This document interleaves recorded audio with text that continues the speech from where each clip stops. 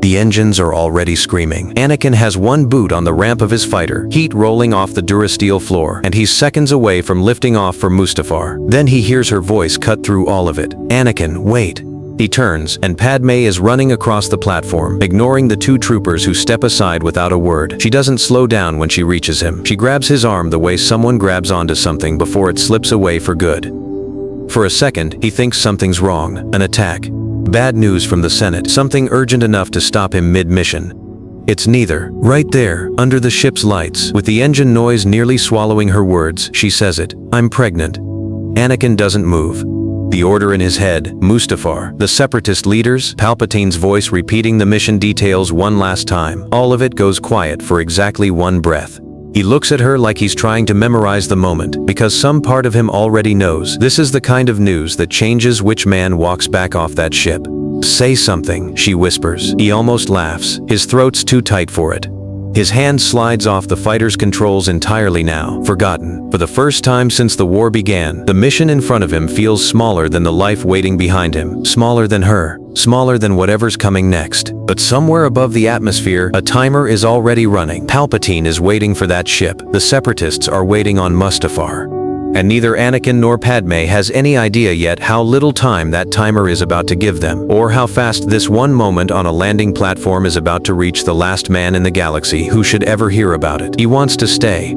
That thought hits him harder than any order Palpatine has ever given him. But before he can even say it out loud, a comm crackles to life inside the cockpit, sharp and urgent, cutting straight through the moment like a blade. "We come." It's not Padme's voice anymore. It's Palpatine's. "General Skywalker, the separatist leaders are gathering on Mustafar as we speak. Every minute costs us." Anakin closes his eyes for half a second. When he opens them, Padme is still standing there, still waiting, still hoping, against everything she already knows about him, that he'll choose differently this time. He doesn't. He doesn't. He hates how weak it sounds coming out of his own mouth. "This doesn't change anything between us, I promise." She nods. What else can she do, on a landing platform, with troopers already watching too closely?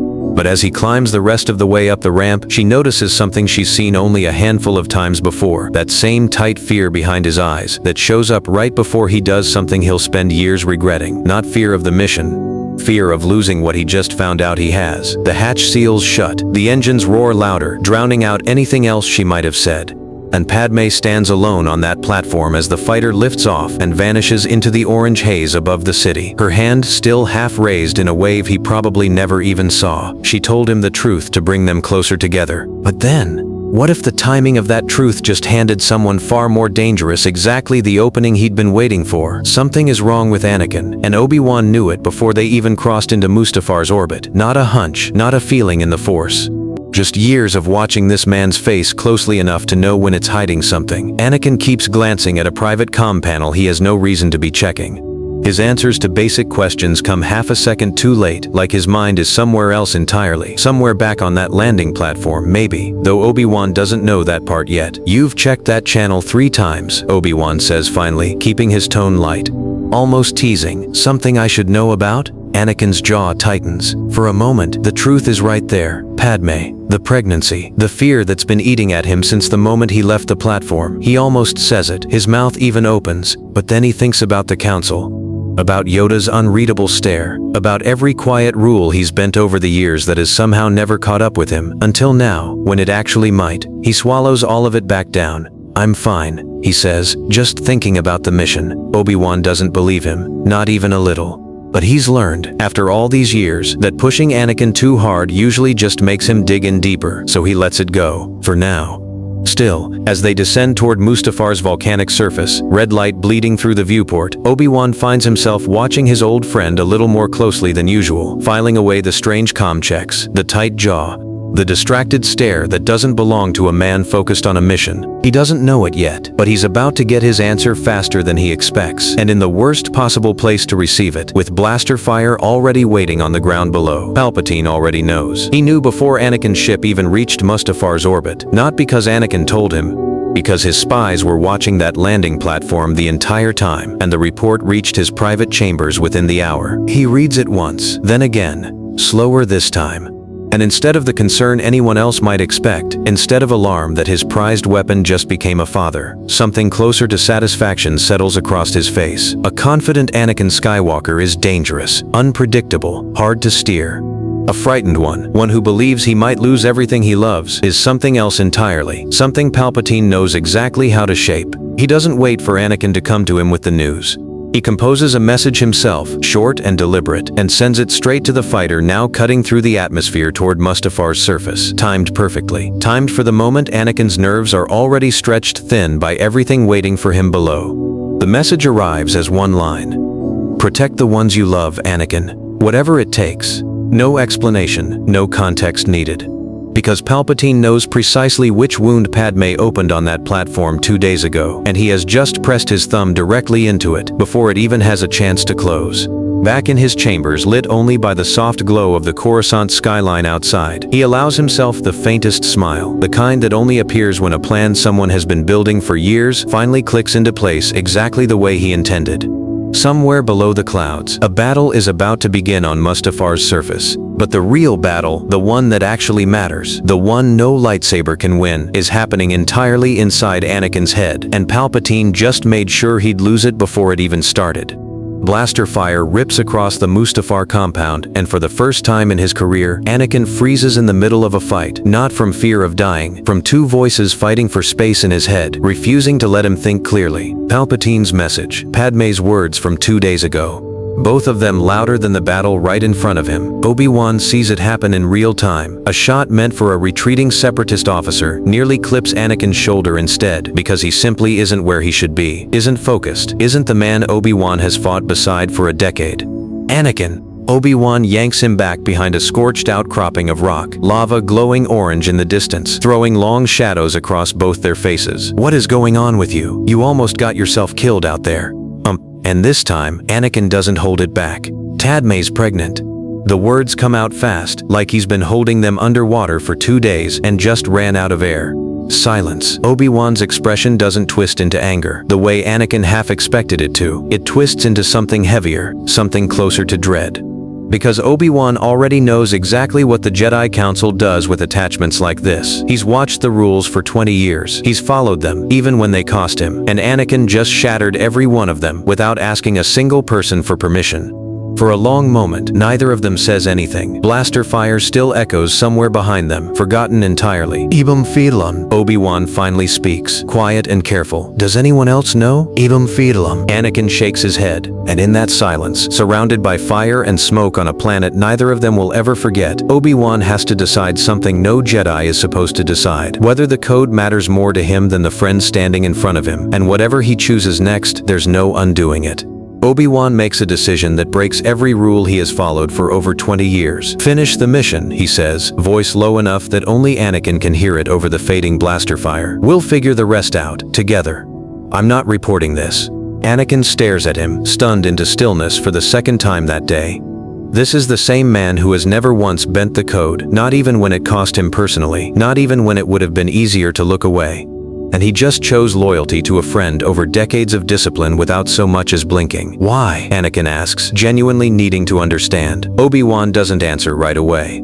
He just says, because I'd rather help you carry this than watch you carry it alone, and turns back toward the remaining separatist positions, ending the conversation before either of them can say something they'll regret.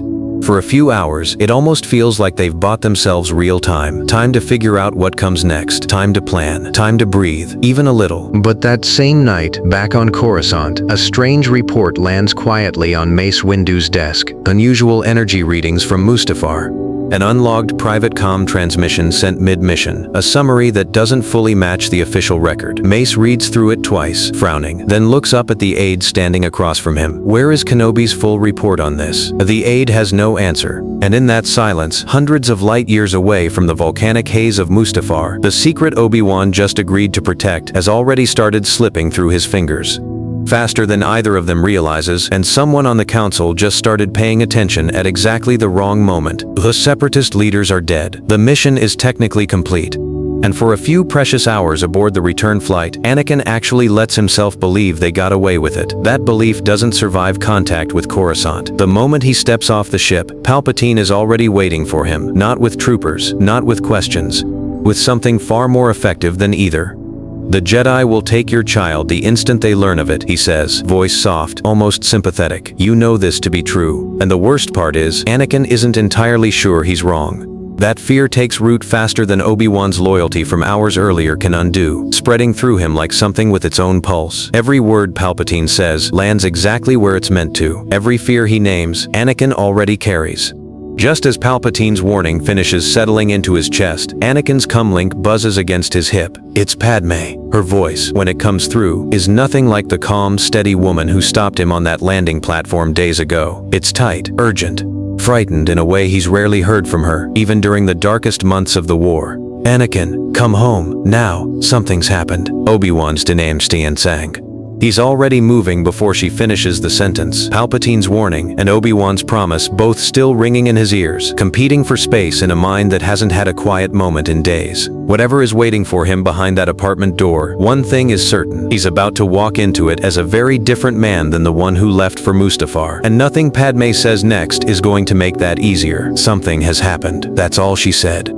4 words, and now Anakin is running through corridors he's walked 1,000 times, and none of them feel familiar anymore. The transport ride back from the Separatist front already felt too long, every minute stretching out like it was daring him to imagine the worst. Obi-Wan's voice was still in his head, low and steady, the promise he made hours ago on Mustafar echoing louder than it should. We'll figure the rest out, together. And underneath that, Palpatine's words, softer, almost kind, and somehow far more dangerous. The Jedi will take your child the instant they learn of it. 2 men, 2 very different loyalties, and Anakin carrying both of them home like stones in his chest. He doesn't remember the last 3 flights of stairs. He doesn't remember passing the guard at the lower entrance, or the 2 senators arguing quietly near the lift, or any of the small, ordinary details that usually catch his attention without him even trying. The only thing that exists right now is the door at the end of the hall, and the woman on the other side of it who told him a truth on a landing platform days ago that changed the shape of his entire life. He reaches it, raises his hand, and before his knuckles even touch the surface, it slides open. Padme is standing there, and for half a second, just half a second, the relief of seeing her is so overwhelming that nothing else matters. Not Mustafar, not the Council, not Palpatine's warning, still sitting cold in his chest like something he swallowed and can't get rid of. Then he sees her face properly, and that's when everything changes, because she isn't looking at him the way she looked at him on that platform, hopeful and afraid in equal measure. She's looking at him the way you look at someone you're trying to recognize. Like she's searching for the man who left 3 days ago and isn't entirely sure he's the one standing in front of her now. Anakin, she says, and her voice catches slightly on his name, like it costs her something to say it. What happened out there? He doesn't answer right away. He can't, because the truth is too large to fit into a single sentence, and every version of it that forms in his head sounds worse than the last. I told Obi-Wan about the baby. Palpatine already knew before I did. He's been sending me messages, feeding me the exact fear that's been eating at me since you told me on that platform. And I don't know anymore if the thing I'm feeling is love or something he planted there on purpose. None of that comes out. What comes out instead is quieter, and somehow worse. I'm not going to let them take our child. Padme's breath catches. She steps back slightly, not out of fear of him, not yet, but out of surprise at how far ahead of her this conversation has already gone. She hadn't even said the word council. She hadn't said Jedi, or take, or anything close to it. And yet somehow, in the space of 3 days, that exact fear has already taken root in him, fully grown, like it's been there far longer than it should have been. Anakin, she says carefully, closing the door behind him. Who told you that? He doesn't answer that either, not directly. Does it matter? It's true, isn't it? The second the council finds out, they'll say it violates the code. They'll say I can't be trusted anymore. He stops himself, jaw tightening, hands curling slightly at his sides. They'll take everything. No one is taking anything, Padme says, and she means it. She believes it with everything she has. But even as the words leave her mouth, she can see they aren't landing the way she wants them to. He's nodding along, but his eyes are somewhere else. Somewhere far away from this room. From her. From the child neither of them has even met yet. She reaches for his hand. He lets her take it. But it isn't the same. She notices immediately the way his fingers close around hers a half second too slow, like his body is following an instinct his mind hasn't fully caught up to yet, like some part of him is still standing on Mustafar, still hearing Palpatine's voice through a private channel meant only for him. Talk to me, she says softly, please. Whatever happened out there, whatever anyone told you, you can tell me. And for a moment, it looks like he might. His mouth opens. His shoulders drop slightly, the way they do right before he lets his guard down, the way she's seen exactly a handful of times in all the years she's known him. Obi-Wan knows, he says finally, about the baby. I told him on Mustafar. He didn't report it. He said he'd help me figure out what to do. Relief flickers across her face for the first time since he walked through the door. That's good, Anakin. That's someone on our side. For now, the words come out flatter than he intends, but Mace Windu already suspects something.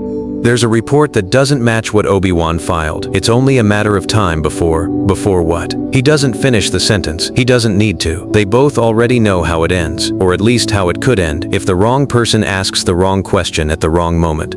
A trial, an expulsion, a separation neither of them is prepared to survive. Padme studies him for a long moment, and something in her expression shifts. Not fear exactly, but a kind of quiet dread that hadn't been there a few minutes ago. Because the man standing in front of her isn't panicking about the council the way she expected him to. He's not asking what they should do next, or how they should protect themselves, or even how she's feeling after everything that's happened in the last 3 days. He's talking like someone who has already decided something. Like he's 3 steps ahead of a conversation she hasn't caught up to yet. Anakin, she says his name carefully this time, testing it, the way you test ice before you put your full weight on it. What exactly did Palpatine say to you? His eyes flick to hers, and for just a second, barely long enough to register, something passes behind them that she's never seen before. Not anger, not fear, something closer to certainty.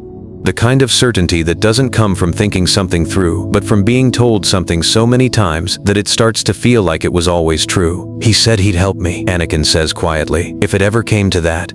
Padme's grip on his hand tightens. Help you how? He doesn't answer, and in the silence that follows, the apartment quiet except for the low hum of Coruscant traffic outside the windows. Distant and indifferent to everything happening in this one room, Padme realizes something that settles over her like cold water. She told him the truth on that landing platform because she believed honesty, given early enough, could protect them both. She believed that if he knew before he ever set foot on Mustafar, he'd carry that knowledge like an anchor, something steady to hold on to in the middle of a war that had already taken so much from both of them. But looking at him now, at the tightness in his jaw, the distance behind his eyes, the way he speaks about Palpatine's promises like they're already decided facts rather than dangerous offers, she isn't sure anymore that the anchor held. She isn't sure her truth saved anything at all. Anakin, she says, and this time her voice is steadier, even though her heart is not. Whatever he told you, whatever he's offering, it isn't help. You know that. Some part of you has to know that. For a moment, he says nothing. His hand is still in hers, and for just a heartbeat, she feels something in his grip loosen, like maybe, somewhere underneath everything Palpatine has been feeding him for the past 3 days, the man she fell in love with is still in there, still listening, still capable of choosing something different. I don't know what I know anymore, he admits, and it's the most honest thing he's said since walking through the door. I just know I'm not losing you, either of you, whatever it takes. Padme looks at him, at this man who left for Mustafar 3 days ago carrying nothing but a mission, and came home carrying a fear so heavy it's already reshaping the way he speaks, the way he stands, the way he holds her hand. She wanted her honesty to bring them closer. She wanted him to walk into this fight already anchored to something real. And maybe it did. Or maybe, somewhere between that landing platform and this apartment door, Palpatine found exactly the crack he needed, and used her own truth to widen it. She doesn't know which one it is yet. Neither does he. The door is closed now, sealing them both inside with everything they know, and everything they still don't. Obi-Wan's fragile promise, Mace Windu's growing suspicion, Palpatine's quiet offer still hanging in the air between them like something that hasn't finished happening yet. And as Anakin's hand tightens gently around hers, one question settles over the room and refuses to leave. Did telling him the truth early just save their family from everything that was coming for them? Or did it hand Palpatine the exact final piece he needed to break Anakin Skywalker for good?